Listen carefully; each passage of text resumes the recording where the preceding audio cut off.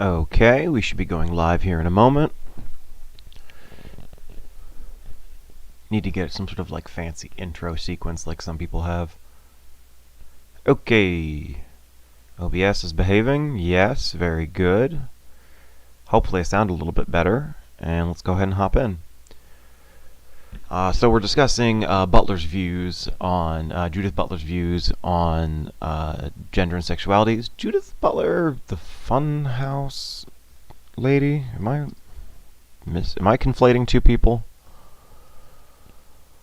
I might be conflating two people. Who wrote Funhouse?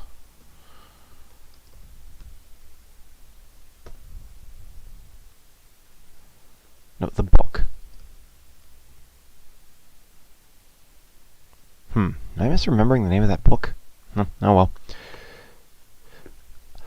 Butler's second claim is based on her view that identity categories, like that of women, are never merely descriptive, but also normative, and as such, exclusionary. No, wait, hold on. It's Fun House?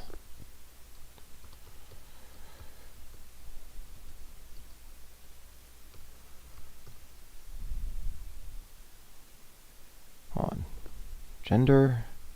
This is gonna really bug me if I can't remember, because I feel like I'm conflating two people now. Nope.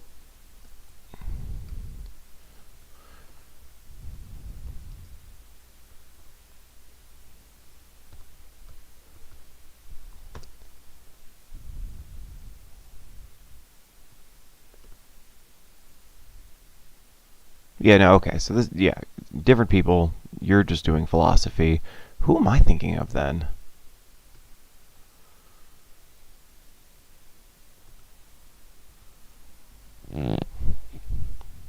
Well, oh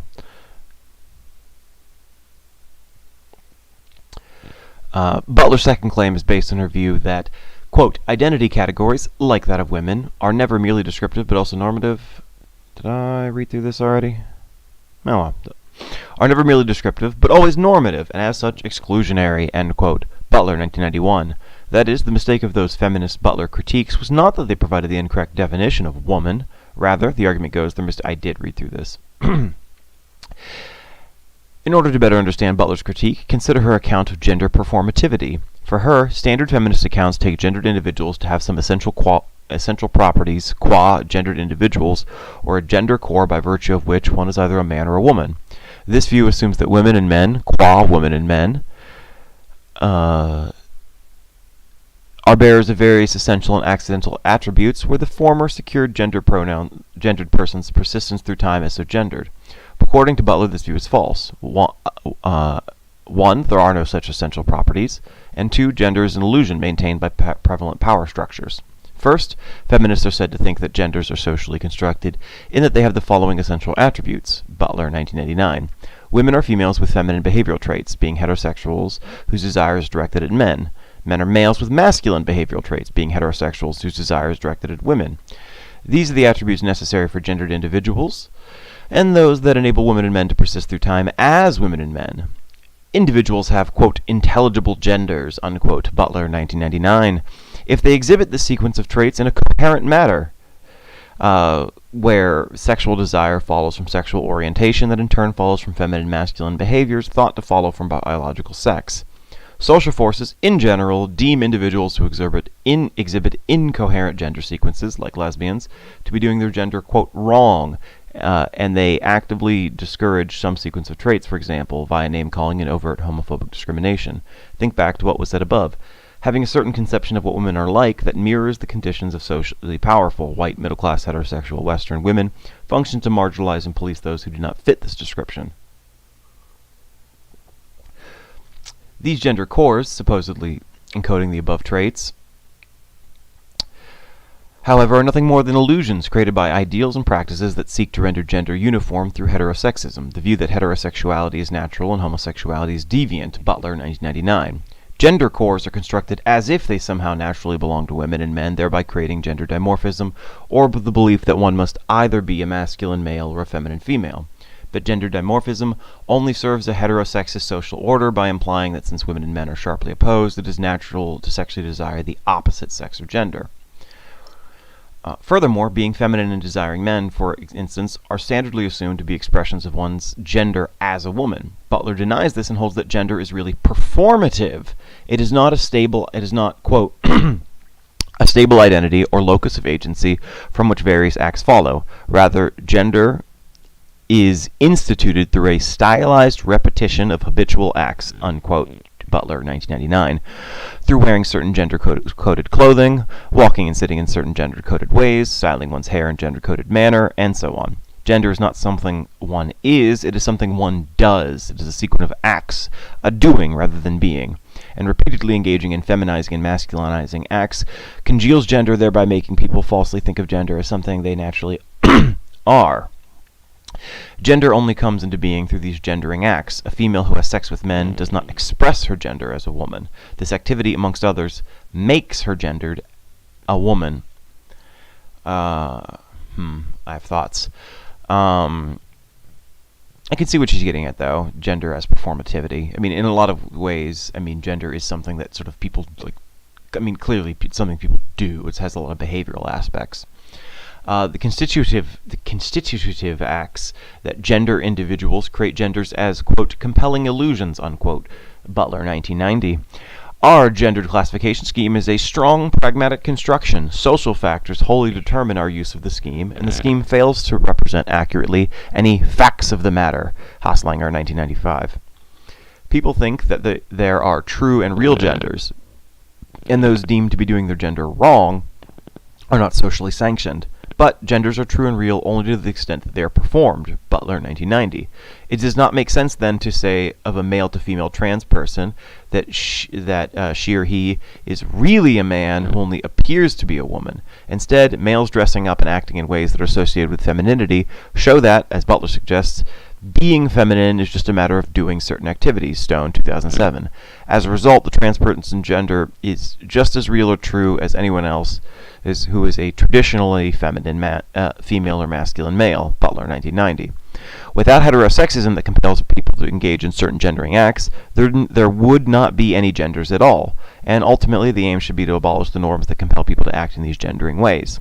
For Butler, given that gender is performative, the appropriate response to feminist identity politics involves two things. First, feminists should understand woman as an open-ended and a term in process, a becoming, a constructing that cannot rightfully be said to originate or end. It is open to investigation and resignification.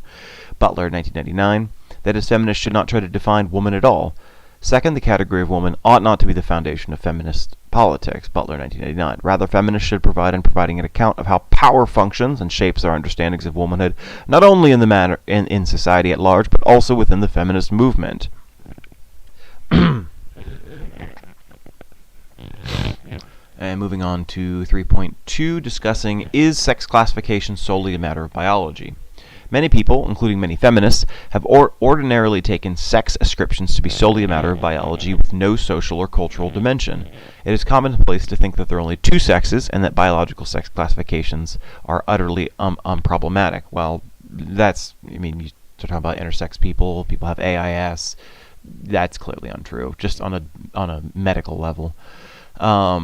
By contrast, some feminists have argued that sex classifications are not unproblematic and that they are not solely a matter of biology. In order to make more sense of this, it is helpful to distinguish object and idea construction. See Haslinger, 2003b for more. Social forces can be said to construct certain kinds of objects, e.g. sexed bodies or gendered individuals, and certain kinds of ideas, e.g. sex or gender concepts. First, take the object construction of sexed bodies.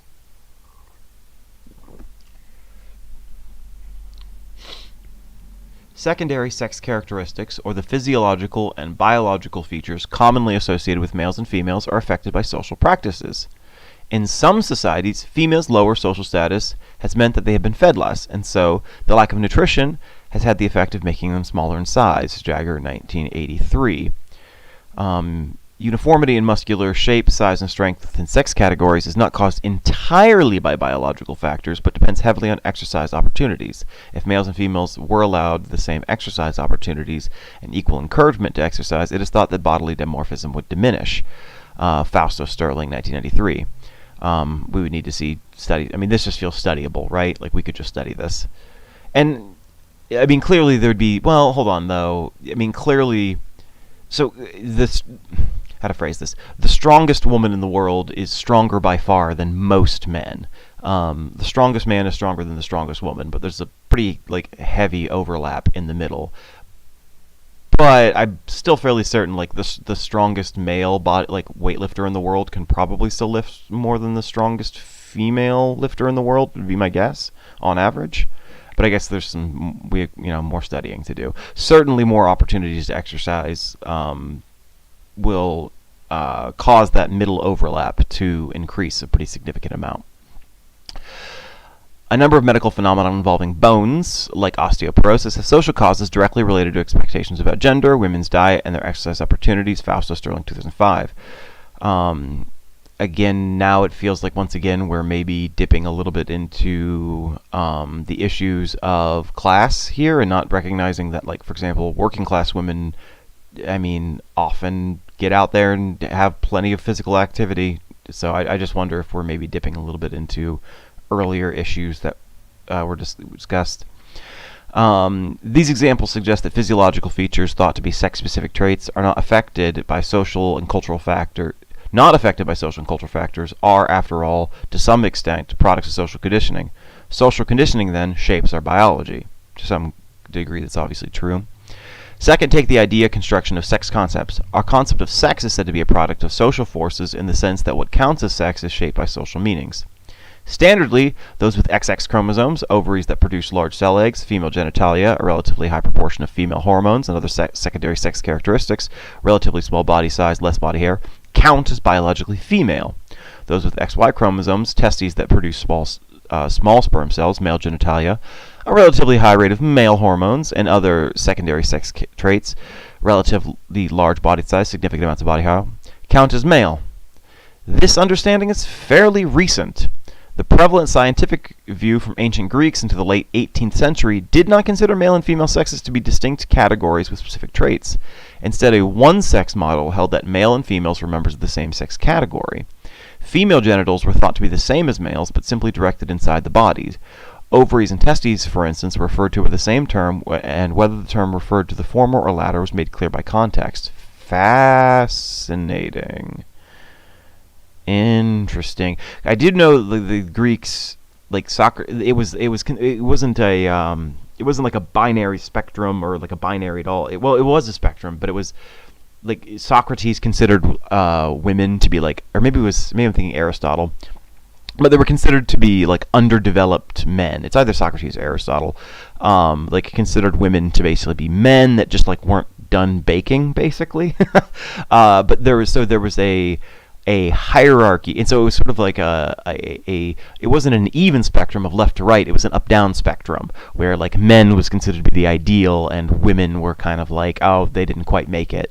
So that was kind of the ancient Greek notion, and I think that's what we're talking about here, is that for a long time there was considered to be kind of a spectrum, but it was with men up top as the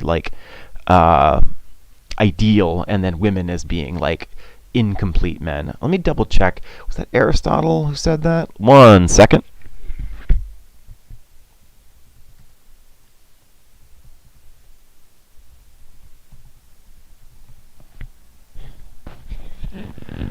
Aristotle's using women. Aristotle claimed that women are incomplete if comparing to men. He said that they are subordinates, deformed, or unfinished men. Okay, yeah, so that was Aristotle. Thank you, Aristotle. All right, where were we looking? It was not until the late 1700s that scientists began to think of female and male anatomies as radically different, moving away from the one-sex model of a single-sex spectrum to the nowadays prevalent two-sex model of sexual dimorphism. For an alternative view, see King, 2013. This is super interesting. Fausto Sterling has argued that this two-sex model isn't straightforward either, 1993. She estimates that 1.7 of population fail to neatly fall within the usual sex classifications, possessing various combinations of different sex characteristics. Correct. In her earlier work, she claims that intersexed individuals make up at least 3 further sex classes. Herms, who possess 1 testes and 1 ovary. Merms, who possess, I've never heard these terms before, who possess testes, some aspects of female genitalia, but no ovaries. And firms, who have ovaries, some aspects of male genitalia, but no testes. Fausta Sterling, 1993. In her 2000, Fausta Sterling notes that these labels were put forward tongue-in-cheek. Okay. Recognition of intersexes suggests that feminists and society at large are wrong to think that humans are either male or female. To illustrate further the idea construction of sex, consider the case of the athlete Maria Patino. Patino has female genitalia, has always considered herself to be female, and was considered so by others. However, she was discovered to have XY chromosomes and was barred from competing in women's sports. Fausta Sterling, 2000b. Patino's genitalia were at odds with her chromosomes, and the latter were taken to determine her sex. Patino successfully fought to be recognized as a female athlete, arguing that their chromosomes alone were not sufficient to not make her a female. Intersexes, like Patino, illustrate that our understandings of sex differ and suggest that there is no immediately obvious way to settle what sex amounts to purely biologically or scientifically. Deciding what sex is involves evaluative judgment that are influenced by social factors. I mean, to me, it almost seems like we could just jettison the word, well, either jettison the word sex, and this is my own take here, you could either jettison the word or do, I mean, this is most words, right? Like, what's an athlete? How many push-ups do you have to do? How fast do you have to run? What's the BMI? It's kind of a generalized term. I mean, so you can speak of male and female in generalities as sort of referring to like the theoretical furthest ends of the spectrum, but recognizing that it is a spectrum, and functionally what we're looking at is humans have chromosomes. Those chromosomes have certain effects that they tend to produce, but not always, and it's variable. So that's kind of like what we're really getting at there. And then you factor in a lot of socialization on top of that. Stuff gets complicated. Insofar as our cultural conceptions affect our understandings of sex, feminists must be much more careful about sex classifications and rethink what sex amounts to. Stone, 2007, Chapter 1. More specifically, intersex people illustrate that sex traits associated with females and males need not always go together, and that individuals can have some mixture of these traits. This suggests to Stone that sex is a cluster concept. Okay, yeah. It is sufficient to satisfy enough of the sex features that tend to cluster together in order to count as being of that particular sex. But one need not satisfy all those features or some arbitrarily chosen, supposedly necessary sex features like chromosomes. Stone, 2007. Going to have to read up on that a bit more, because that seems like a sensible, at least a partially sensible way of addressing this subject. This makes sex a matter of degree, and sex classification should take place on a spectrum. One can be more or less female, but there's no sharp distinction between the two. And of course, with respect to gender as performativity, I mean, you could imagine someone who's super into monster trucks and sewing. I mean, you could kind of, even with the gendered thing, it's masculine and feminine according to different spectrums and in different ways. Further, intersexes, along with trans people, are located at the center of the sex spectrum, and in many cases their sex will be indeterminate. Stone, 2007. More recently, Ayala and Vasilyeva, 2015, have argued for an inclusive and extended conception of sex. Just as certain tools can be seen to extend our minds beyond the limits of our brain, e.g. white canes, other tools, like dildos, can extend our sex beyond our bodily boundaries. This view aims to motivate the idea that what counts as sex should not be determined by looking inwards at genitalia or other anatomical features. Okay, I think we've covered a good bit today. I'm going to go ahead and leave it off there. Thank you so much for joining me today. We're going to go ahead and I may pick this up a little bit later. Going to give my voice a bit of a rest. Thanks so much for joining me.